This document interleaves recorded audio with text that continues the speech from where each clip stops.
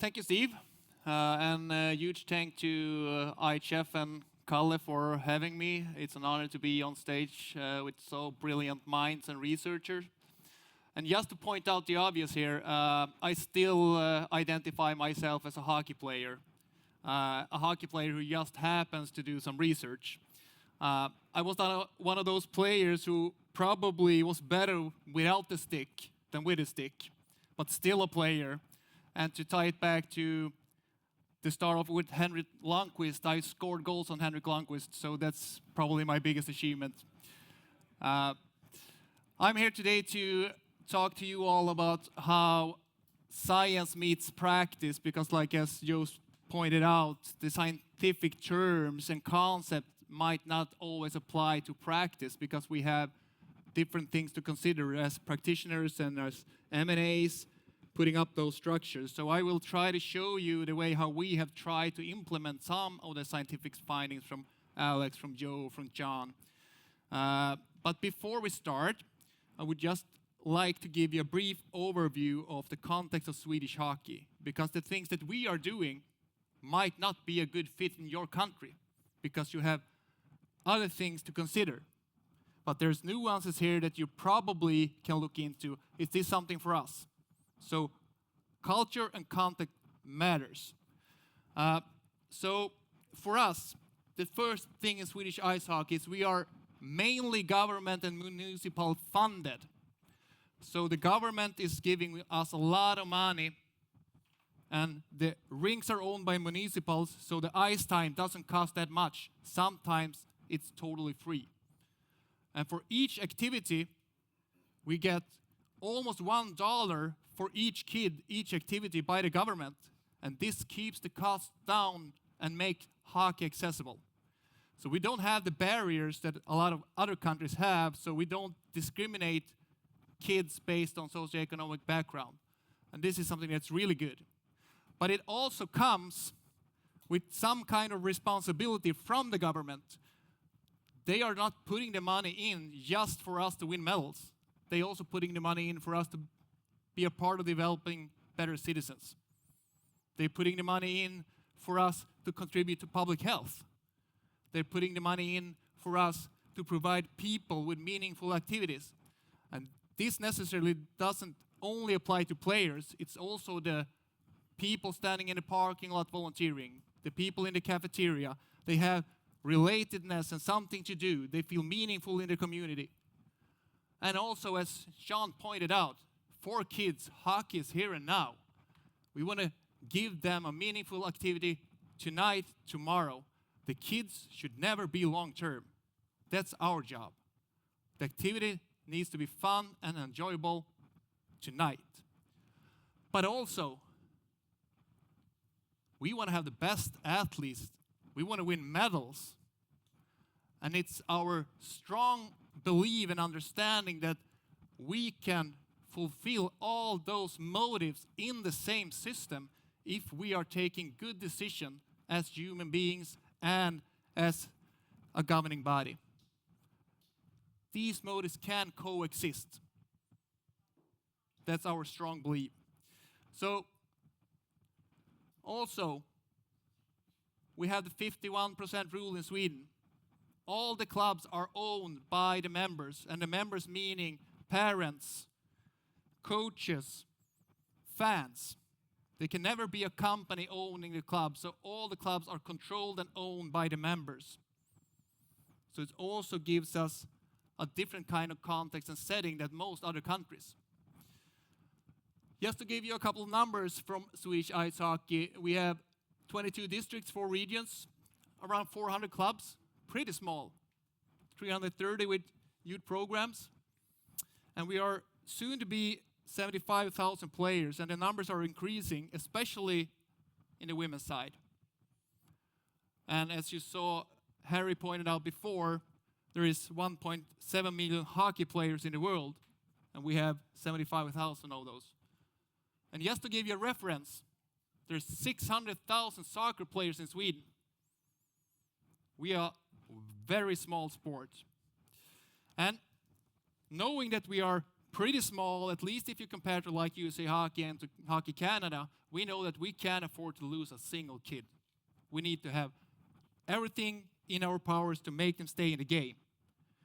Both to meet the needs from the government, being government funded, as well as winning the medals. So for us, it's important to point out the importance of small community hockey. We need to acknowledge as a M&A, we aren't running development. We're just providing the structures. Development takes place in the clubs. The players figure something out, the coach picks it up, put it in a system, and we are only providing the resources and the structures for that to happen. And the small clubs are really, really important in Sweden. Really important. Because if we have local community hockey, we can keep the costs down. And we don't put kids on planes to play travel team, because if they are on planes, they don't have the time to practice. So we emphasize the local community hockey so they can be supported by parents, friends, and practice more, travel less. So this picture is a couple of years old now. I think it still is important for us to show. This is Swedish players in NHL a couple of years ago. And if I take away all the small clubs, this is the clubs where they started their career, and leave the two highest league in Sweden, this is how it looks. Talking about the importance of small community hockey, almost all Swedish NHL players started in the small clubs. And eventually, maybe when they were like 13, 14, 15, and maybe 16, they left for the bigger clubs. That's quite a picture there. So the importance of small community hockey. We need to highlight that, and also how do we then make our structures for this to happen? How do we make our structures and decisions so they align with the research that Joe, Alex, and Sean presented? So I'm going to show you our development model, and I give you a couple of examples in this model. The Swedish model is evidence-informed. And why do I not say that it's evidence-based? Because we can't say that it's evidence-based. It's just evidence-informed. It might be seen as semantics, but there's difference. Because there's things in research that we can never prove for ethical reasons or for practical reasons, or that we haven't been able to research it so far. And also, as I started, this is the place where development takes place. The things that we find in research might not work here. So we need to be a bit pragmatic. So take the best from the science, but it needs to be applied there. And also, we want to compete with the best countries in the world. We want to win the medals. And at times, we can't wait for research and science to prove the things that we are doing, because then we are falling behind. We want to be innovative. And that's, at times, we take calculated risks by not following research because we want to be ahead of the game. So that's the reason why we can't say that it's evidence-based, just evidence-informed. But still we cherish and put evidence-based practice in all our decision-making. And the reason for that is, obviously, we want to be best, so we want to have scientific evidence for the things that we do. But also for ethical reasons. Sport is a game of human beings. We can't put in things in our systems that aren't healthy for human beings. So for ethical reasons, we need to take the scientific findings in consideration, taking decisions. We want to have the expert opinions, the anecdotal evidence from people that have been practicing hockey as coaches, players, their whole lives. And one thing that we normally is pretty bad at least in Swedish hockey, is, well, listen to the athletes. Regardless if the athletes are 5 years old or a former PWHL player. We need to listen to the players because they are driving the development. So when we have the interaction of those three components, we are taking better decisions, so we can save money and we can be ahead of the game. And this is really important for us. So that's kind of the foundation of our development model, being evidence-informed. And as Joe spoke on before, the debate on nature or nurture. What's the most important in sports? I guess that's been the question for researchers and practitioners forever. And I think we can conclude that both is important. So for us, our system should ensure that we have the players with most potential in the system for as long time as possible. But we also want to put them in the best possible environment, the environment that coaches and other people are creating. So how can then our development model support both have the best players in for as long as possible in the best possible environment? So we designed our development model based on 4 principles. We deliberately choose not to use LTAD model. Not because we don't agree with the content, but we disagree with the way that it's visualized. And people, when they see the LTAD model, they follow these boxes like a recipe. And sport is way more complicated than follow those boxes. We don't want people to use recipes. We want them to adapt to the individuals within the system. So that's why we, together with Jean Coté, designed those 4 principles. And I'm going to give you examples from each of those principles. So the first one is a person-centered approach, and I'm going to exemplify that with our coach education program.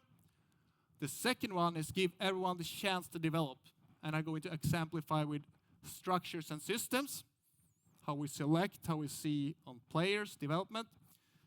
Multi-sport diversification within sport. We know that there's some evidence that might leaning towards that it's good to multi-sport. We might not know the mechanisms behind that, but still at least can we diversify within sport. So I'm going to give you an example from a big club in Sweden there. And last, appropriate settings. How should we practice and play to make sure that development is as good as possible? So one example from each principle. So kicking off with the first, person-centered approach. Sean spoke about this quite a lot yesterday, and it's really important also for us. And I can't talk enough about the importance of quality coaching. And Joe pointed out that resources in terms of quality coaching is one of the limiting factors for people to excel and develop within sports. So it's one of our biggest tools to make coaches better, and we do it mostly through formal coach education. So we looked into what are the actual effects if you implement the coach education program that focuses on what to coach, the interpersonal skill sets instead of, not what to coach, how to coach instead of what to coach. And this is what our systematic review found. If we put coaches through this kind of programs, among the players, the task-related climate increase, which is good for motivation. Team social cohesion goes up, so they're feeling more relatedness. One other basic psychological need. Their self-esteem goes up, they feel competent. Fun and enjoyment increases if coaches went to an interpersonal development program. And also we saw that the anxiety went down among the players. So we know that this kind of coach education is good for coaching quality and coaching effectiveness. So with that knowledge, we then designed our coach education program, and we put the person in the middle and the coaches that supports the person. And what you normally do when you design a coach education program is that you start with the content. Well, we should put in some power play, we should have some skills, we should have some leadership. We started the other way around and reversed engineer our coach education program. We started, what are the effects and outcomes we want to see among the players? Well, we want to have better performance. We want to have motivated and competent players. We want them to constantly develop. We want them to have fun. We want them to be healthy and well-being, both psychologically and physically. And from that, then we started, all right, what are the core competencies we need to put in our coach education program? So then we said, well, the ticket in is the sport-specific knowledge. We need to know something about hockey. But most importantly, we need to have the inter and intrapersonal skills, how to communicate, how to build the relationships, how to self-reflect, how am I as a coach affecting the players and my colleagues through my behaviors. And also, it's hard to be a coach, regardless if you're a coach for youth and kids, handling parents, working late hours, driving to the rink, or if you're at the highest level, the fans, the sponsors, the risk of getting fired. You need to take care of yourself as a coach before helping others. So health and well-being is also important. So around this, we designed our coach education program. And it's mandatory from U8 and all the way up to the top leagues, SHL, SDHL. If you don't have the proper education, you get a fine. You need to update your license every 3rd year. Otherwise, you get a fine. We focus more on how to coach than what to coach, as I pointed out before, and this aligns with presentations from John and Jardine. And also, it's based on self-determination theory and transformational coaching. Like self-determination theories, how can we fulfill every person's basic psychological needs? How can we make them feel competent? How can we make them feel confident? How can we give them relatedness as a part of this group? How can we also give them autonomy, be part of the process? And this aligns very well with transformational coaching. So that's the foundation of our coach education program. And how do you know that our coach education program is working? Well, the typical thing you do when you evaluate coach education is that you send out a questionnaire to the coaches. Are you satisfied with the course?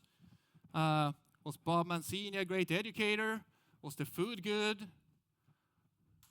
And the coaches say, well, yes, probably Bob was fun, he was good, he was nice. But it doesn't say anything on the effect. Are the coaches changing behaviors after their education? So we hired a PhD student, and we had that person hired for 4 years now. And the paper that I showed you before on the effects on general coach education was the first. But then we also have done 5 papers within our coach education system. So the first one, we randomized coaches, measured their behaviors baseline. Half of the coaches took our level 1, half did not take the level 1, and we measured and follow behavior change. And we can see after our coach education, they changed their behaviors in the way that we want, meaning they have more competent, supportive, autonomous, supportive behaviors. But we also follow the coaches for 1 year. So we know that coach education works, our coach education works, but what we found out after 1 year is that the washout effect is 100%. They are back to baseline with their coaching behaviors. So then we need to figure out how can we then spike their behaviors so they can maintain those behaviors. So obviously working with coach developers within the club is one tool, and IIHF is doing work on that, and USA Hockey and FIA, Finland, has come a very long way. But we have also experimented with small, short interventions between formal coach education to see what can 2 hours of practical workshops do with their behaviors, as well as nudging strategies. Since we know when all the games is played through our system, we have been sending out reminders to the coaches before the games. Small clips with messages from either players, role models, or coaches within like the national team staff. So that might be, hey Mike, tomorrow at the game, make sure to ask questions to the players involved in the process, just 5-10 seconds. And we have then measured the experience among the players. If you have a coach who had nothing, short intervention plus nudging, and we can see that the strategies are effective in maintaining those kind of behaviors instead of doing nothing between formal coach education. It's not published yet, but it's under review. So coach education is important, and it's important to evaluate the effect of your coach education program.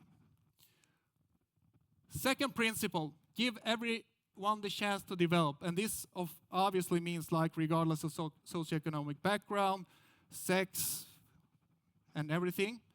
But it also means give everyone the chance to develop regardless on where they are at the moment. So what we know is that we normally mistake present performance driven by temporary physical advantages for being talent or potential. I like to use the term potential more, not talent, because of the blurry terminology with talent. So we look at the player at the moment, are you good or bad? And their performance is driven by physiology. So to display how this is data from La Liga from Spain. Each line on this graph is one kid. And this is where they enter their puberty, their growth spurt. So the first kid is entering the growth spurt and puberty before 11. And the last player here is late, almost 16. So within the same age category, it's 5 years of biological age that differs. But we are having them in the same system. We are selecting players at the same time. And we are practicing with those players at the same time. And the problem here is coaches can't see the difference between an early mature player and a late in terms of potential. And there's nothing to indicate that there's more potential among those who are early mature. And when I say this to coaches, they are pissed. Hey, fuck off. But when we try it, they can't. Because they say they can see the difference between if you're early or late. But the early mature player, since hockey is a game of time and space, you're faster to the puck. So you have more time with the puck to take a good decision. So it looks like you have potential. And that's the reason. So how is this then applied to hockey? Well, we did a research paper among almost 5,000 Swedish players, 4,872, and looked at each selection point under 16, 18, 20, and all the way to NHL, and calculated their biological maturation status backwards. And this is how it looks. When we select players for our under 16 national team, basically all are either on time or early. So our coaches are selecting physical maturity before potential. And it's not their fault because they select the best team at the moment. But it doesn't say anything about potential. If we look over here, the Swedish players from the same data set that makes all the way to the NHL, 40% is late mature. This is not the relative age effect, but it takes the same expressions. So how many players did we miss out on here, deselected for wrong reasons that might have been NHL players? So we started thinking, we need to go back and look how it looks. So we collected the same data for our regional camps among boys. And we already fucked it up. Pardon me my language. We have only 2 players that are late mature. And as I pointed out, there's nothing to indicate that there's less potential among those who are late. So we then need to do something about this issue. So there's a couple of tools. One is what's called biobanding. We were fortunate enough to get grants from IIHF through the Growing the Game Fund and had a collaboration with USA Hockey looking into biobanding. And biobanding is a tool where you group kids based on their biological age rather than chronological age. And this limits the maturation associated differences. And we only use objective data. It's nothing about their skills. It's only about physiology. I'm not sure how it is in your countries, but at least in Sweden, if I say, well, I group Joe based on skill in one group, and I group John in another group, the parents are pissed. But I guess that's not the case in your countries. Here is only objective data based on physiology. So this is how it looks.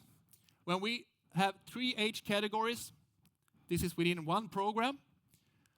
We calculate their maturation status, either if they're late, on time, or early. And instead of playing them in age categories, we can play them or practice in bio bands. So in the first band here, we will have late mature and on time from U14, late mature players from U15. In the second, we will have players from all three age categories.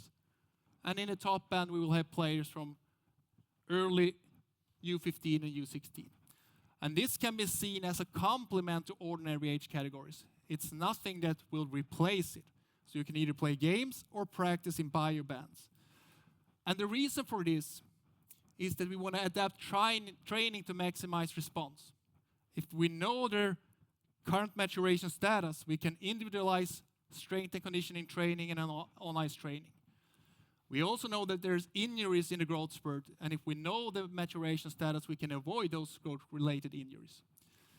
And we also know from research, I'm going to show you soon, that coaches change the perspective on the players if they see them play in another setting amongst the players that are equally physiology.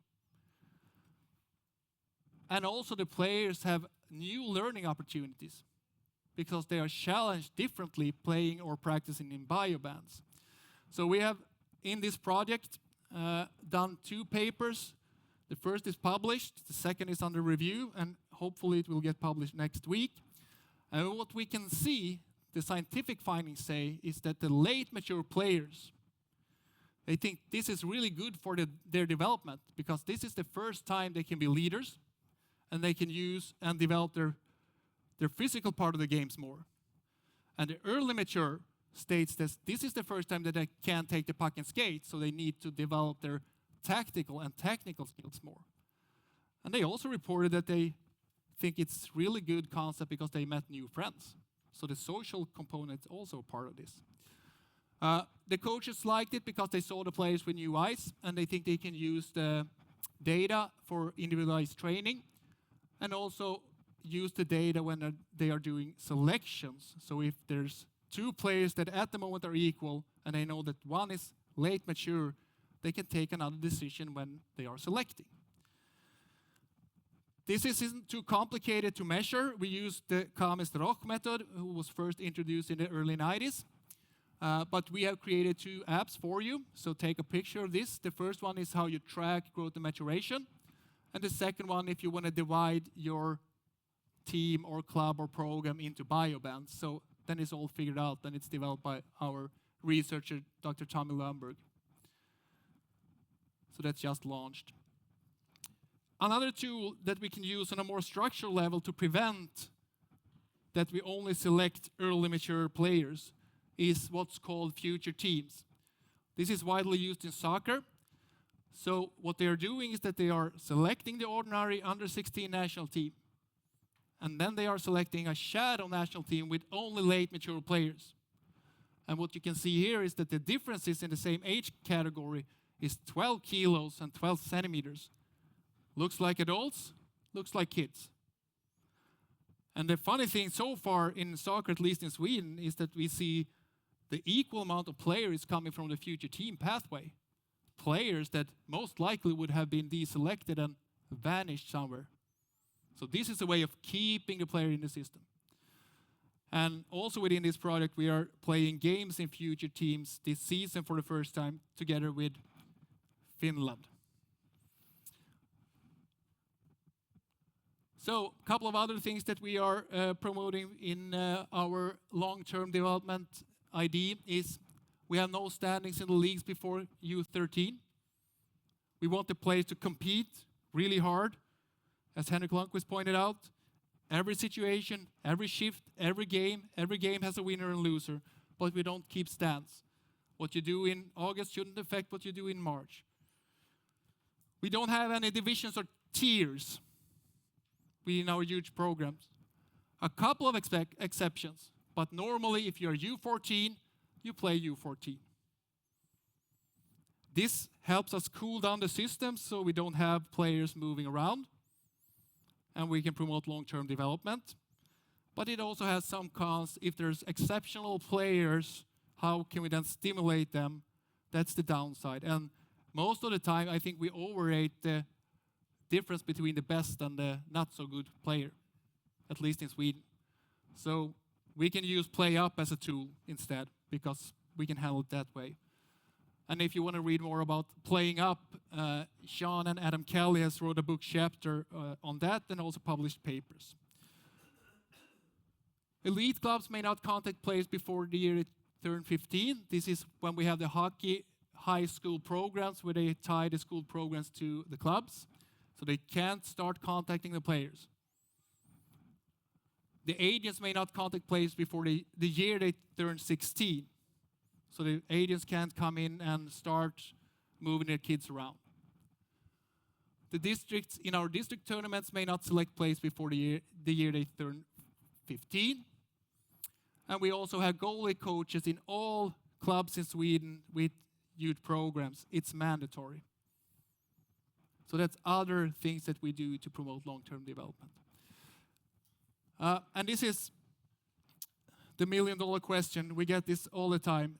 2 ways of individualized training. Either you skill-based group or you individualize challenge points within the group. And we are promoting the second one here. And here's why.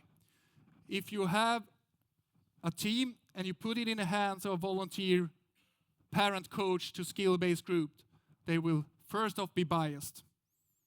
Second off, when they skill-based group, they will put more time, effort, energy, better coaching, better opportunities to the better players. So they will confirm their decisions. Third, as human beings, if we put prestige, time, money in a decision, even though things change, we stick with our decision. And this is the Matthew effect and the sunk cost fallacy. And if you want to read more, you can read Tyranny of Talent, Joe's book. But this is how it works. So skill-based grouping is a nice idea, but in reality, it ends up being a selection. And a lot of times it ends up being permanent. So then we have these selected kids. Instead, try to design practices and drills that are progressive so they can challenge kids regardless if they are skilled or not so skilled at the moment. Use constraint. You as a coach put a stick there. Start a kid like half a meter back. Do an extra pass. You can do this if you are a good coach. It's harder, but it's better in our opinion. Club developments. Multi-sport and diversification within ice hockey. I will just share a quick example from Frölunda, one of our biggest programs in Sweden. From this season, they have made a couple of changes within the program. So up to U15, they have reduced the number of organized practices. They have taken away ice time. And this is because they want people to be able to multi-sport or have time for free play. So people can then go play floorball, or they have booked and reserved ice time for the kids to self-organize. So they still have the same amount of practice, but not with a team. They have also done, so if you are practicing floorball or soccer, it counts as a practice in hockey. So you can still play the game at the weekend, even though you went to the floorball practice on Friday. So they keep everyone in the game regardless if they're multi-sporting or not. And from next year, they will also have soccer teams for the players who only play hockey. They will never practice soccer, but they will play games once a week in a league, just to do something else than only strength and conditioning training off ice with a hockey team. So that's an example, and we are following this example closely. We have baseline on the team, and now we will follow the program for a couple of years. Last principles, games and practices, appropriate settings. Henrik spoke about the speed of the game, the level of technique, and we agree that it's so high out there right now, but we also see that we don't think that the players are equally smart anymore. And this is a more philosophical standpoint. We want to have the creative problem solver. But I guess you all want to have the creative problem solver. So if we want to have the creative problem solver, how should we then practice and play?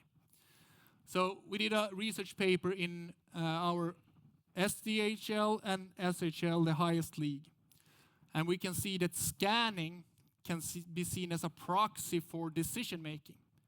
So if you gather information during the game, more often than not, you are more likely to take a successful decision. How should we then structure our practices and games for this to happen more often? I'm not saying that we shouldn't do isolated technique. We need to, but maybe not as often as we have been doing before.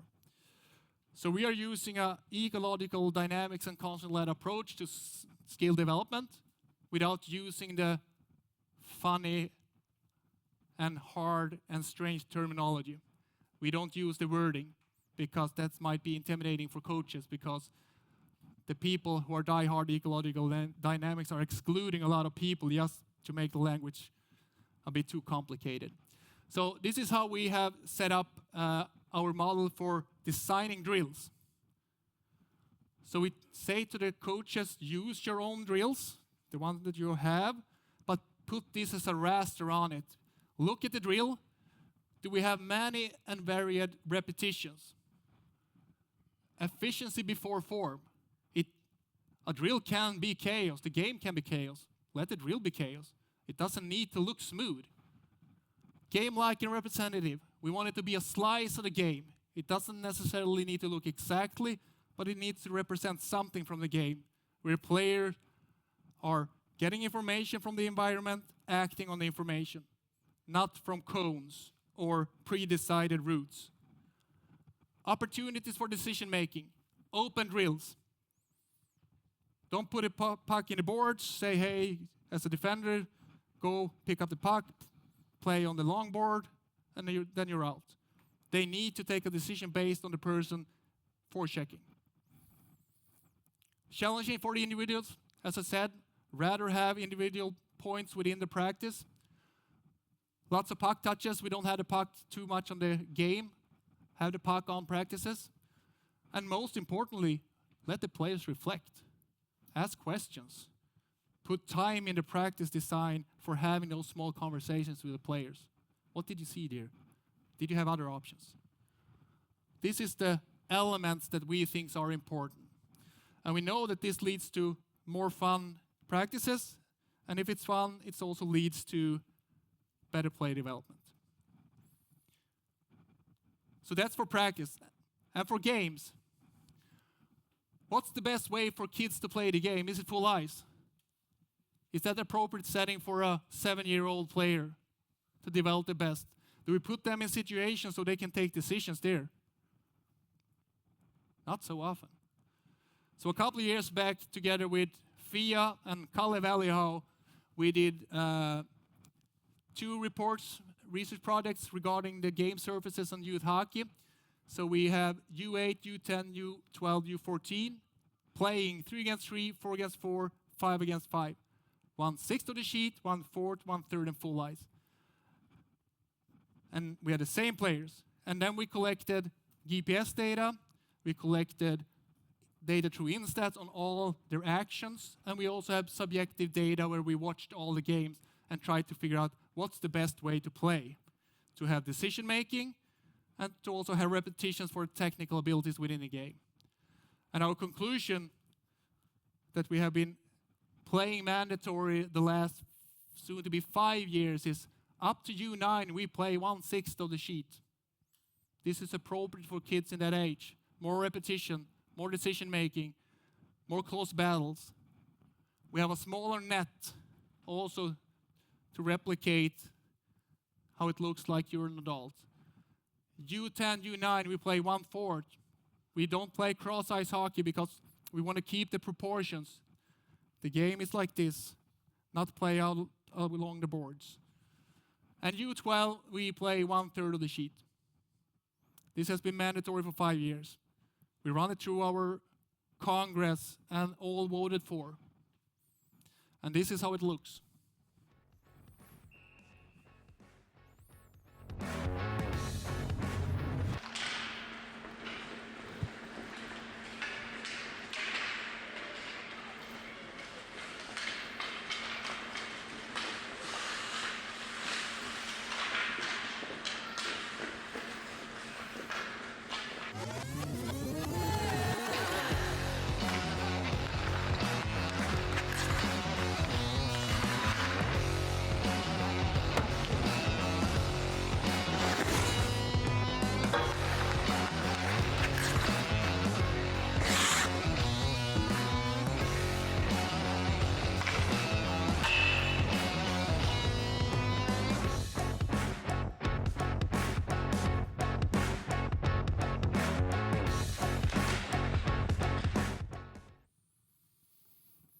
So going forward from here, to wrap it up, we are guided by science, it's important, but we also need to take the practical things in consideration, and we also want to be innovative. So we have one professor in psychology in our staff and one associate professor in physiology to help us with those kind of decisions and to run research.